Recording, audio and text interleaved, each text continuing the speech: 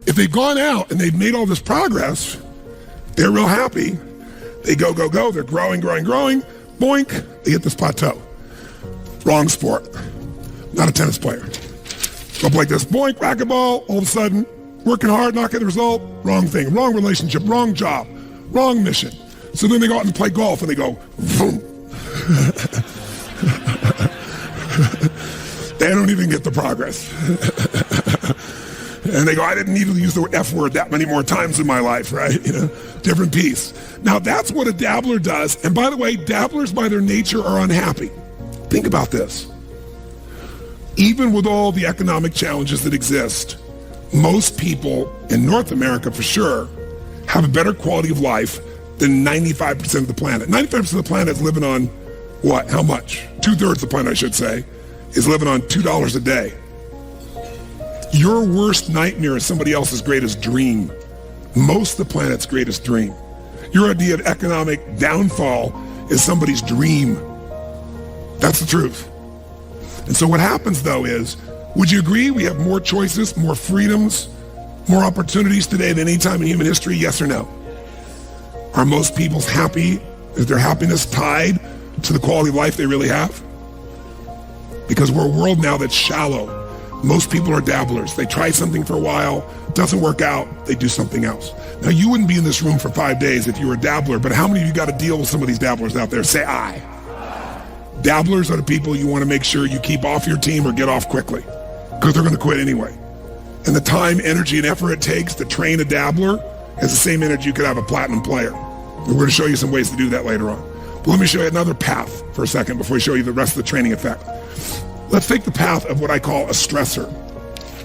Here's the stressor's philosophy. I find the way. Who can relate to this? Say I.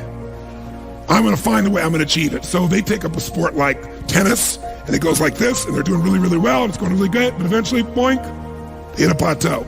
Here's the difference. Does the stressor quit? Ever quit? Yes or no?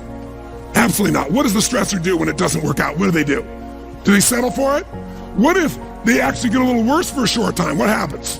They really get stressed when they go, screw this, I'm going to find a way, I'm going to break through, I'm going to learn a book, I'm going to find something, I'm going to coach, I'm going to make this thing happen, I'm going to find a way, I'm going to find whatever it takes to make this thing happen. Poosh! And they break through, ladies and gentlemen. Come on, they break through, ladies and gentlemen. And by the way, they break through and all of a sudden they start making progress, and they're so happy, and all of a sudden, guess what happens? Boink. And you go, damn! How the hell, well, how could that happen? I've been working my tail off. I just had this breakthrough. I just worked through this thing. I just fought through it. But by the way, do they hit another plateau? Yes or no? So what happens here? Do they give up? Do they quit? Do they go, it's the wrong sport? What does the stressor do? They stress out. Shit, I'm going to find a way. I'm going to make this thing happen. I got to make this thing. Come on, figure something out. Let's find this thing. I'm going to work hard. I'm going to make more calls. I'm going to make this thing happen. And all of a sudden, eventually, what happens? Poof! Ladies and gentlemen, they break through again. Come on now. And by the way, they eventually get where they want to be. The problem is they're so stressed out by the time they get there, they're so exhausted they can't enjoy it. The human brain has an incredible capacity for guilt. And most people unconsciously let that roll over them and kick their butt and make a horrible life. I love guilt. Guilt is a tool. Guilt is a weapon. Guilt does not have to be a bad thing. It's not like I perpetuate, but I'm like, I love that I feel bad when I don't do a good job. Most people hate that about themselves. I love that feeling. I'm like, I didn't do a good job there. Next time I will. So some people, guilt is discouragement. Other people, it's a signal for learning. To me, guilt is a signal for learning. It is the body and the brain, the spirit, knowing what is right, knowing what is wrong, knowing what's great, knowing what's mediocre. And it's saying, hey, do a little better. Now, if it's translated into a negative impulse, then some people call it guilt. But I'm totally cool with guilt. I think it's good that we feel bad when we do something that is below our standard or that's not right, because that impulse to go, I want to do that better. The way I see it is that competition in and of itself is not good or bad. And this is like the monk mindset on 99% of things, that this mug is not good or bad. It can be filled with water or it could be filled with poison. Yes. And so competition, I'll give you an example. Yeah. As monks, our competition is in how much love and respect we show to each other. That's your competition? Like that's what you compete on. Or how long can we meditate for? No. I can meditate longer than you. So if any monk is sitting, and I did this plenty of times. Really? If I sat there and I thought, oh yeah, look at him, he's scratching his back. He got out like he that. moved. Your meditation just got destroyed. All the value. And so monks will never ask how long you meditate. They focus on how deep you meditate. And someone who meditates deep doesn't go on about how deep it was. Right. But you compete for showing respect. You compete for serving each other. You compete for how well you can collaborate. And I feel like you live this. Yes. Like yes. I feel like you have No, this. I didn't used to do that. Yeah. But the last you 7 do years, that now. Like you think like a monk. Like I feel like we're always trying to find a way where we can be better friends to each other and support each other. Yeah. And so you're competing on that.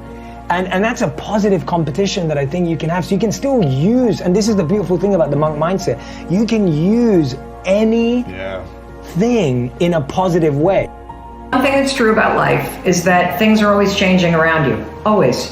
Whether you are moving into a new season or in school and all of a sudden your kids' school schedules change, or you're moving into a new season of work and all of a sudden your work life is changing, or you're moving into a new season of your marriage or of your health or of anything.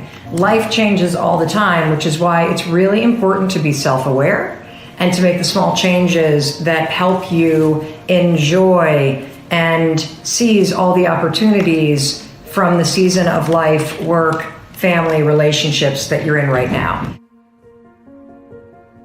We always have been trained to focus on the result. So people ask, what do you want in life? And I'm like, forget that. That's the worst question to ask someone. Because when you ask what you want, that's when the ads come in. And you're like, oh, I want that car, I want that home, I want that dress, I want that body, I want whatever it is.